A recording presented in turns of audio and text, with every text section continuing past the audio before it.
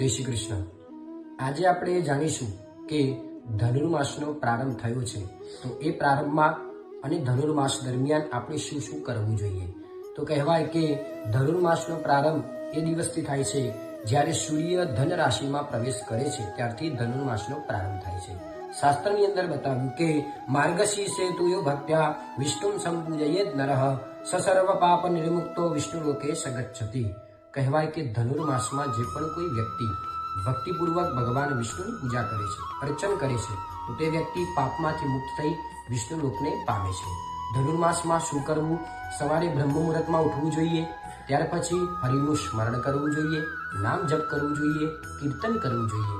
ધનુર્માસ દરમિયાન દાન, પુણ્ય, જપ વગેરે કરવું જોઈએ। કહેવાય કે ધનુર્માસમાં આ સર્વ કરવાથી પુણ્યનો ઉદય થાય છે અને વિશેષ કરોડ ગણું ફળ પ્રાપ્ત થાય છે। માટે ધનુર્માસમાં આ વસ્તુ આપણે કરવી જોઈએ, પુણ્ય કરવું જોઈએ। આપ સર્વેને જય શ્રી કૃષ્ણ, હર મહાદેવ।